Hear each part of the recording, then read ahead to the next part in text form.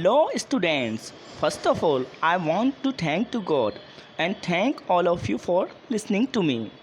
तो स्टूडेंट्स जो आज की क्लास है ना वो 10th 11th 12th के जो स्टूडेंट्स हैं, ठीक है ना, जो उनके एग्ज़ाम्स आने वाले हैं फर्स्ट टर्म के, ठीक है ना, या क्वार्टरली एग्ज़ाम्स, जो इंग्लिश का पेपर होगा उसमें जो ग्रामर पूछी जाएगी, ठीक है ना।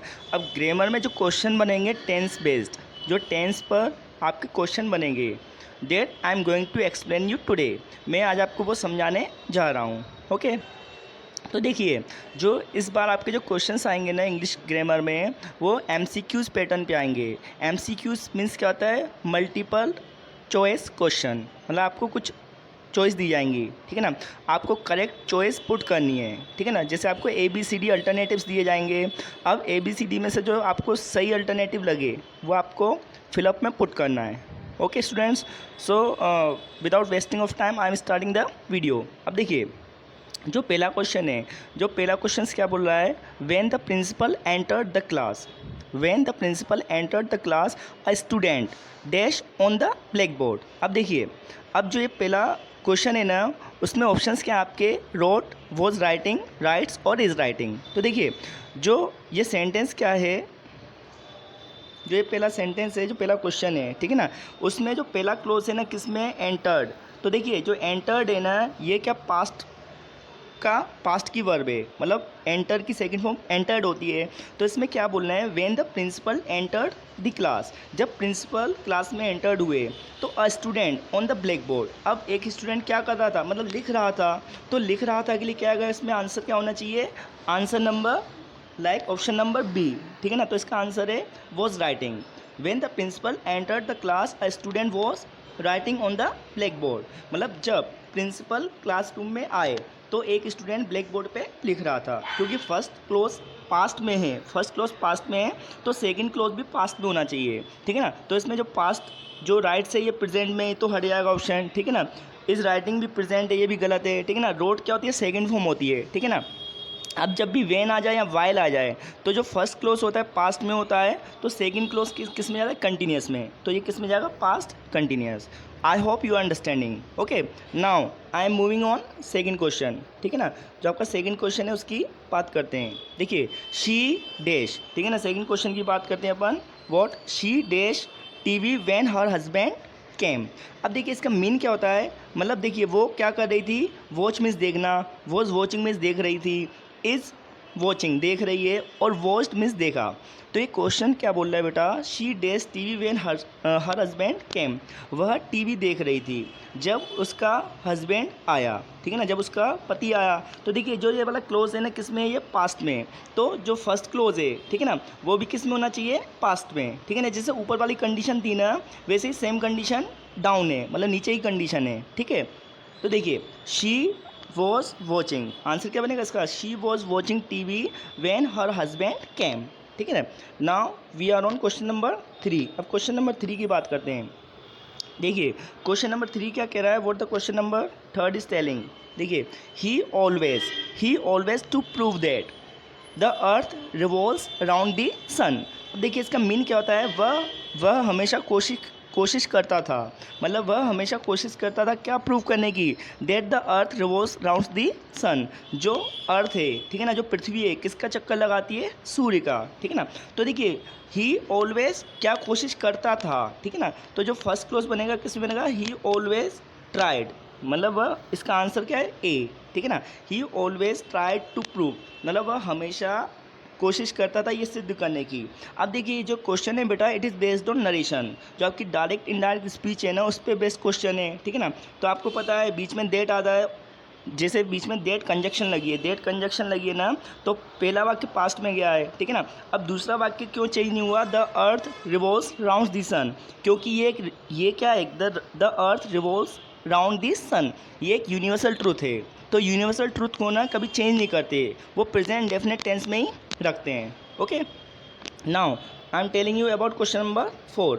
अब क्वेश्चन नंबर 4 की बात करते हैं। अब देखिए क्वेश्चन नंबर 4 क्या कह रहा है?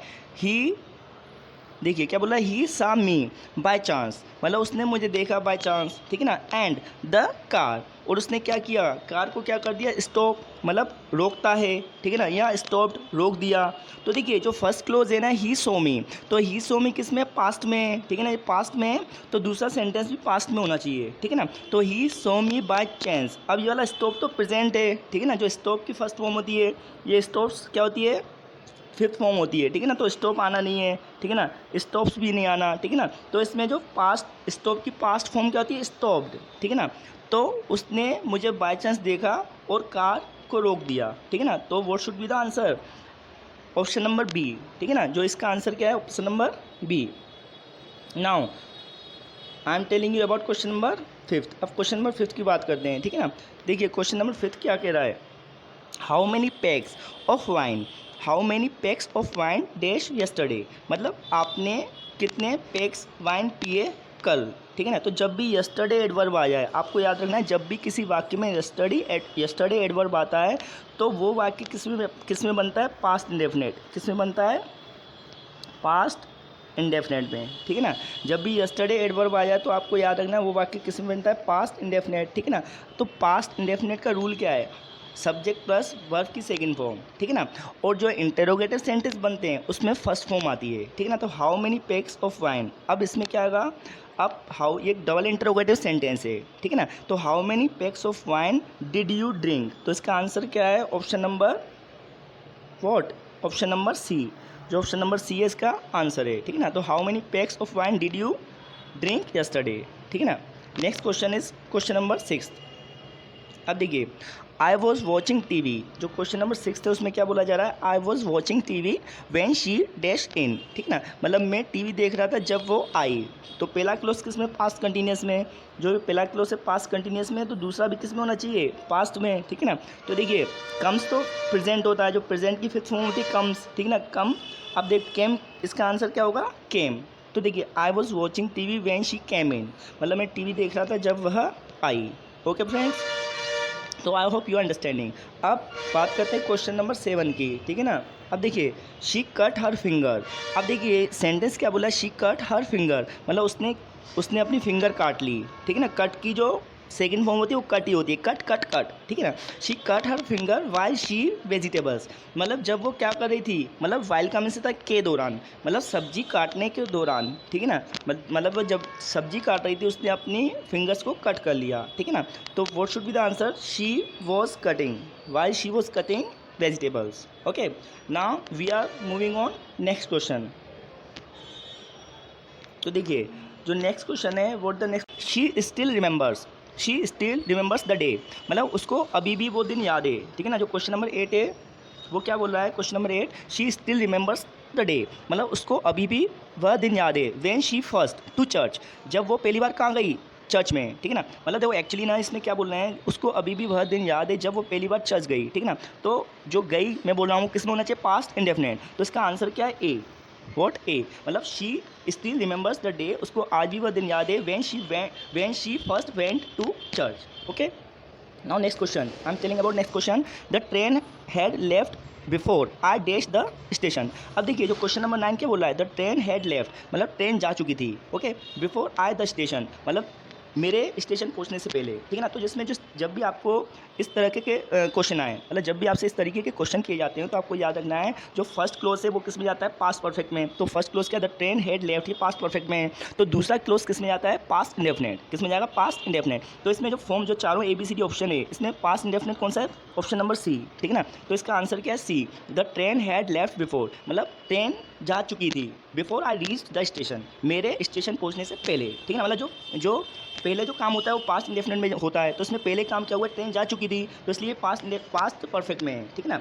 और जो दूसरा कार्य होता है पास्ट इंडेफिनेट में, जो बाद में कार्य होता है वो पास्ट इंडेफिनेट में जाता है। तो इसका आंसर क्या होगा, मतलब पहले ट्रेन जा चुकी थी उसके बाद मैं स्टेशन पहुंचा, ठीक है ना। The train had left before I reach the station. Okay, now we are on question number 10 की बात करते हैं।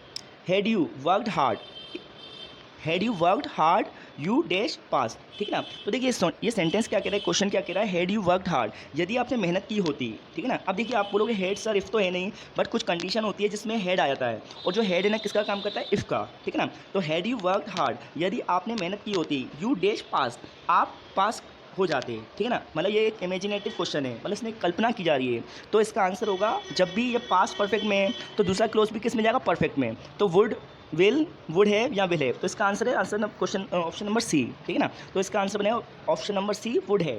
तो had you worked hard you would have passed. Okay, now we are on 21, जो सेकंड जो अपनी एक्सरसाइज है 21st जो एक्सरसाइज है उसकी बात करते हैं, ठीक है ना। देखिए इसका जो फर्स्ट क्वेश्चन है वो क्या बोल रहा है, वो the first question is telling we hope that papa dash soon. अब ये क्या बोल रहा है, वी होप दैट, हम आशा करते हैं, पापा डैश सून, मतलब पापा क्या करेंगे, जल्दी ही आ जाएंगे, ठीक है ना। तो पापा विल कम सून, इसका ऑप्शन नंबर सी आंसर है, ठीक है ना, पापा will come soon. Neelam is learning, अब जो नीलम क्या कर रही है, सीख रही है, Neelam is learning how dash. अब ऑप्शंस क्या इसमें, to type, to typing, typing और टाइप। तो देखिए हाउ टू टाइप, इसका आंसर बनेगा ए, हाउ टू टाइप, ठीक है ना। अब क्यों बनेगा, क्योंकि देखिए ये हाउ टू का रूल होता है, ठीक है ना। मतलब नीलम इज़ लर्निंग, नीलम सीख रही है कि टाइप कैसे किया जाता है, ठीक है ना। तो हाउ के बाद टू के बाद अपन जो टू इन्फिनेटिव होता है उसके बाद फर्स्ट फॉर्म रखते हैं, तो इसमें ए में टू इन्फिनेटिव दिया है और उसकी फर्स्ट फॉर्म क्या होती है, type. Okay, now we are on question number 3। अब क्वेश्चन नंबर 3 की बात करते हैं, someone dash away my bike within an hour. मतलब देखिए इसमें क्वेश्चन क्या बोला, someone dash away my bike within an hour, मतलब कोई मेरी बाइक को ले गया 1 घंटे के अंदर। अब देखिए जो भी काम देना अभी प्रेजेंट काम रिसेंटली हुआ है, मतलब विद इन एन आवर में जब काम हुआ है, रिसेंटली मीन्स हाल ही में हुआ है, तो जब किसी वाक्य में रिसेंटली वर्क हो चुका होता है तो उसको मेंशन करते हैं किसमें, प्रेजेंट परफेक्ट, ठीक है ना। तो प्रेजेंट परफेक्ट का जो स्ट्रक्चर क्या होता है, हैज़ ए प्लस वर्ब की थर्ड फॉर्म। तो समवन, सी आंसर होगा इसका, someone has taken away my bike within an hour, मतलब कोई व्यक्ति मेरी 1 घंटे के अंदर क्या ले गया, बाइक ले गया, ठीक है, मतलब स्टील कर गया, ठीक है। Now we are on question number 4, there are no taxis. अब ये क्या बोल रहा है, there are no taxis available because taxi drivers dash on strikes. मतलब देखिए कोई भी टैक्सी अवेलेबल नहीं है, उपलब्ध नहीं है, because taxi drivers dash on strikes, क्योंकि जो टैक्सी ड्राइवर किस पे, हड़ताल पर, ठीक है ना, मतलब हड़ताल पर चले गए, ठीक है ना। तो जाने को जो जाना होता है गो, तो गो की सेकंड फॉर्म होती है वेंट, ठीक है ना। तो इसका आंसर होगा फर्स्ट ए, जो ए इसका आंसर है, ठीक है ना। There are no taxis available because taxi drivers went on strike. Question number 5, अब देखिए क्वेश्चन नंबर 5 की बात करते हैं, he dash suffering from fever since the last week. अब इसका मीन क्या होता है, मतलब वह बुखार से पीड़ित थे, कब से, सिंस द लास्ट वीक, मतलब लास्ट वीक से। तो ये कौन सा टेंस है बेटा, प्रेजेंट परफेक्ट कंटिन्यूअस। अब प्रेजेंट परफेक्ट कंटिन्यूअस में क्या आता है, हैज़ बिन और हैव बिन। अब ही सिंगुलर है तो सिंगुलर के संग क्या आता है, व्हाट, हैज़ बिन, तो आंसर क्या आना चाहिए, ही हैज़ बिन, ठीक है ना। तो जो ऑप्शन नंबर सी है इसका आंसर है, he has been suffering from fever since the last week. Now we are on question number 6। अब 6 क्वेश्चन की बात करते हैं, शी, अब ये क्या बोला question, she has been suffering from malaria, same question है, she has been suffering from malaria since. अब देखिए यहाँ पे कुछ ट्विस्ट आ गया, she has been suffering from malaria, वह मलेरिया से पीड़ित हो रही है, सिंस में जब से, since she dash her job, जब से उसने अपनी जॉब छोड़ दी, मतलब उसने जो उसकी जॉब थी वो क्या, लीव कर दी, छोड़ दी। तो इसका आंसर क्या बनेगा, सी, ठीक है ना, इसका आंसर है लेफ्ट, ठीक है ना। तो she has been suffering from malaria since she left her job, मतलब वह मलेरिया से पीड़ित है जब से उसने अपनी जॉब को लेफ्ट कर दिया, ठीक है।